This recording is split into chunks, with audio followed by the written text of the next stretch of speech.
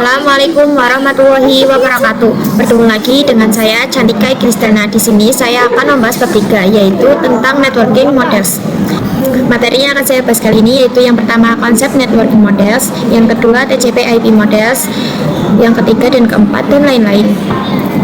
Nah, di sini memasuki pembahasan yang pertama.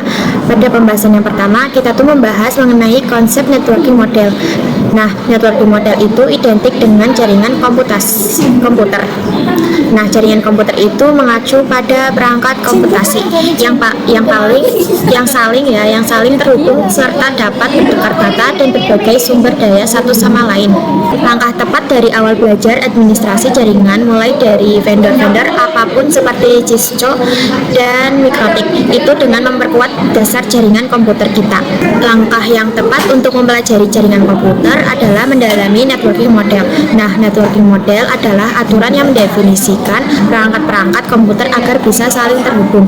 Namun perangkat komputasi itu tidak hanya satu saja, pasti ada server dan lain-lain yang berasal dari berbagai macam vendor. Agar vendor-vendor tersebut bisa saling terhubung, dibutuhkanlah suatu aturan yang disebut dengan networking model.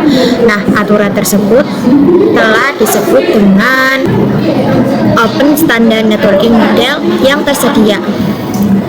Untuk saat ini, Open Standard Networking Model yang tersedia dan terkenal yaitu ada dua, TCP/IP model dan OSI model. Sebelum adanya networking model, setiap vendor itu memiliki networking modelnya masing-masing. Seperti pada tahun 1974, IBM Berat Sistem Arsitektur Network atau SNA. Oleh karena itu, setiap vendor tidak bisa terhubung satu sama lain. Lalu muncullah open networking model agar setiap vendor bisa saling terhubung satu sama lain. Jadi setiap vendor itu hanya akan menggunakan satu networking model yang sama. Entah itu OSI model atau yang dibuat oleh International Organization for Standardization atau ISO, ataupun itu TCP/IP model yang dibuat oleh Department of Defense atau DoD. Saat ini paling sering digunakan itu adalah TCP, tapi yang paling sering dipelajari atau yang bisa digunakan sebagai pembelajaran itu adalah yang OSI. Namun keduanya itu memiliki tujuan yang sama. Nah, misalnya di sini ada vendor Cisco, vendor IBM, dan vendor Mikrotik. Lalu ketiganya memakai networking model yang sama, maka ketiganya itu bisa saling terhubung. Nah, di sini kita memasuki materi yang ketiga, yaitu TCP/IP model. Nah, jadi TCP/IP model merupakan jenis networking model yang saat ini common digunakan atau yang sering digunakan. Jadi TCP/IP itu mendefinisikan suatu protokol agar antar komputer utamanya yang berbeda network itu bisa saling terhubung. Untuk membantu dalam memahami setiap networking model itu pecah menjadi dua bagian kecil yang disebut layer. Nah, di sini secara dokumentasi TCP/IP model terdiri dari 4 layer. Namun penerapan dalam real network lebih mudah untuk dibagi menjadi 5 layer.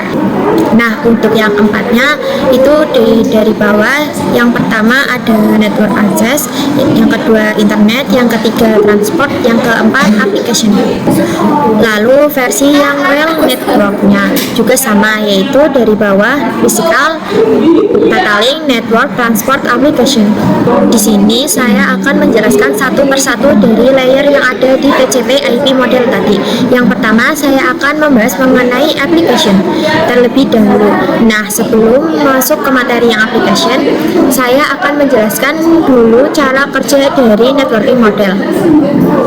Jadi cara kerjanya itu adalah dengan membuat beberapa lapisan fisik sampai non fisik. Di setiap lapisan terdapat kumpulan-kumpulan aturan yang harus diikuti oleh setiap komponen agar dapat saling berkomunikasi. Jadi ketika kita mengakses suatu website atau aplikasi itu memiliki banyak sekali proses. Lalu proses tersebut dikumpulkan pada layar-layar networking model. Nah, di sini kita akan membahas mengenai aplikasi terlebih dahulu.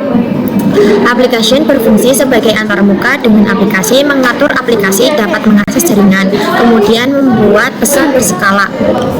Contohnya di sini ada HTTP. HTTP digunakan untuk mengakses web server. Bisa juga menggunakan HTTPS. Bisa dilihat di sini ada sebuah ilustrasi. Di setiap website itu pasti ada web server. Nah, ketika user atau klien ingin mengakses website, biasanya apa alasannya itu berubah HTTP header.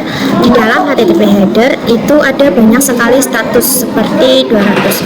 Oke, yang menandakan request client itu berhasil, lalu ada juga yang 404 yang berhasil not found, yang menandakan request client itu gagal atau tidak berhasil. Selain HTTP header, dia juga akan memberikan informasi data yang di request oleh client.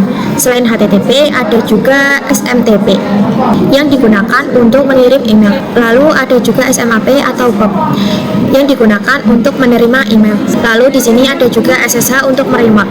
Lalu ada transport layer.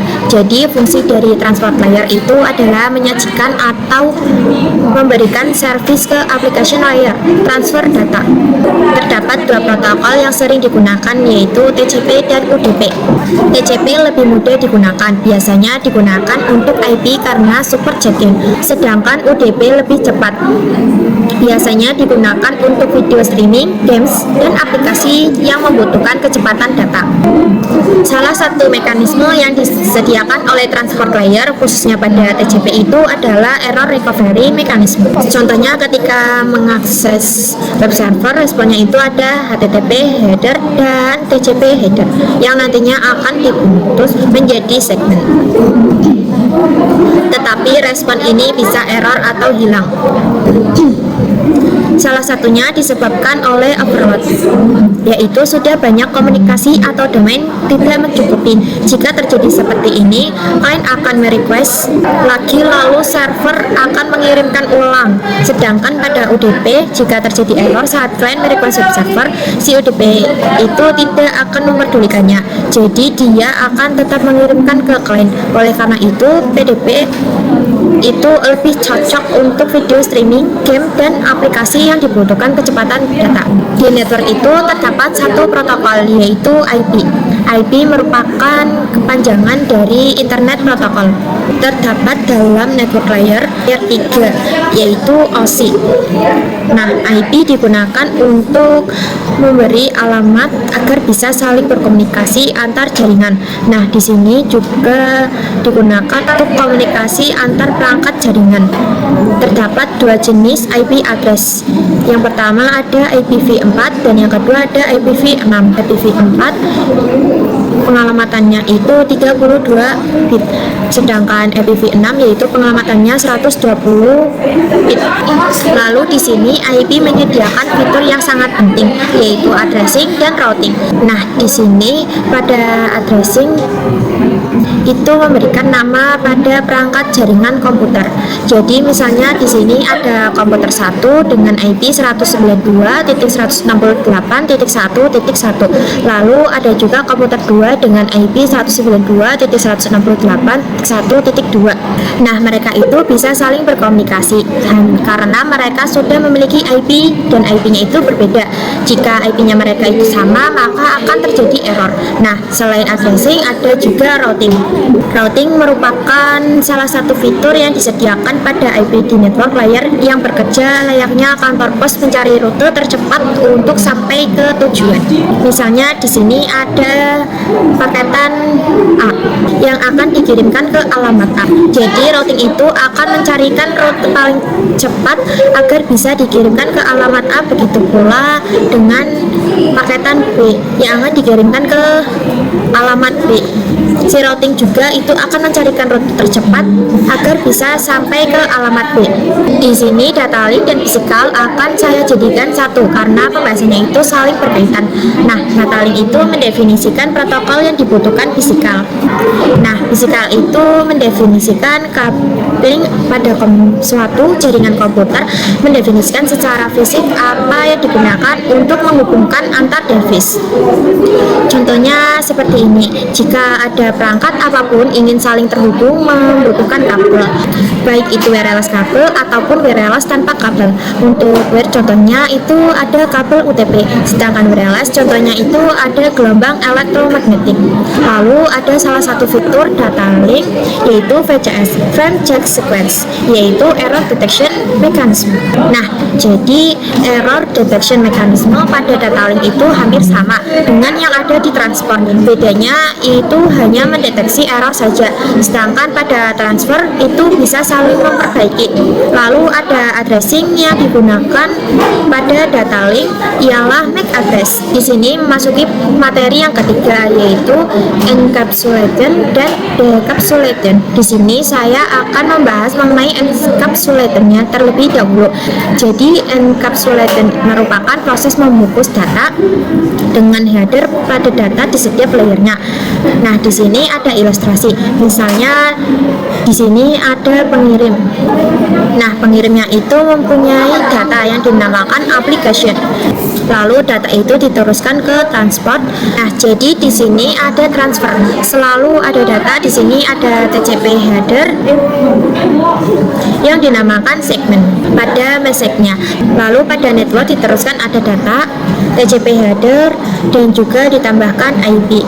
Maka pada message ini dinamakan IP paket.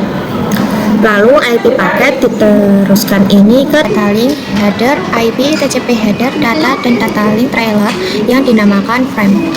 Lalu di sini memang tidak ada, tetapi setelah ke data link itu ada physical.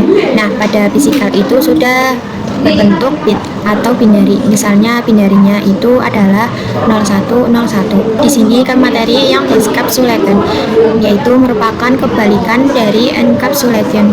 Nah, ketika receiver sudah berproses dan sudah menjadi ke bentuk bit, si receiver itu akan menguraikannya. Lalu di sini sudah masuk ke network layer. Data link header dan data link trailer itu akan hilang. Kemudian naik lagi yaitu ke transport layer.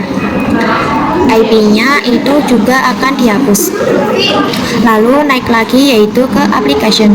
TCP atau UTP-nya itu akan dihapus. Lalu si receiver itu bisa menikmati datanya dan dia sudah bisa kembali menjadi bentuk data. Nah, jadi intinya si receiver itu melakukan proses encapsulationnya, kemudian diubah menjadi bentuk bit. Lalu si receiver ini melakukan uraian yaitu proses decapsulation, dan bit dia ubah menjadi bentuk data. Nah, di sini memasuki pembahasan yang terakhir yaitu OSI model. Nah, pada awal video saya menjelaskan bahwa TCP/IP itu lebih sering digunakan dibandingkan dengan OSI.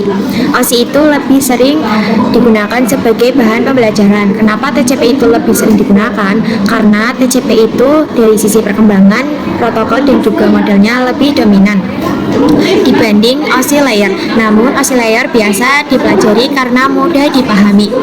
Sebelum networking model ada, setiap vendor membuat atau memiliki networking modelnya masing-masing. Karena setiap vendor memiliki network model yang berbeda, maka komunikasi antar vendor sulit dilakukan. Jadi usaha untuk membangun suatu jaringan komputer sangat gede atau sangat besar. Banyaknya vendor tadi itu bagaimana supaya upaya agar tetap bisa berkomunikasi dengan baik antar vendor satu dengan vendor yang lainnya. Oleh karena itu dibuatlah sebuah model atau sebuah standar atau spesifikasinya minimum oleh ISO, International Organization for Standardization, pada tahun 1984, yaitu dengan nama OSI, Open System Interconnection, atau bisa juga disebut OSI 7 layer model. Lalu pada OSI model terdapat 7 layer, yaitu application layer, presentation, session, transport, network, data link, dan physical. Untuk nama message-nya pun berbeda. Application namanya L7PDU, presentation L6PDU, dan lain-lain. Sedangkan pada IP name message-nya dan transfer itu segmen. Network itu IP paket, data link frame, physical bit.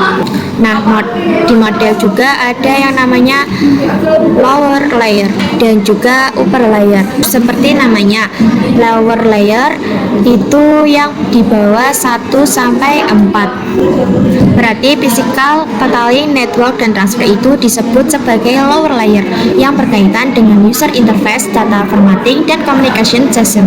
Lalu ada upper layer, yaitu data yang mengalir dari 5 sampai 7, yaitu dari session, presentation, sampai application yang berkaitan dengan bagaimana data itu mengalir.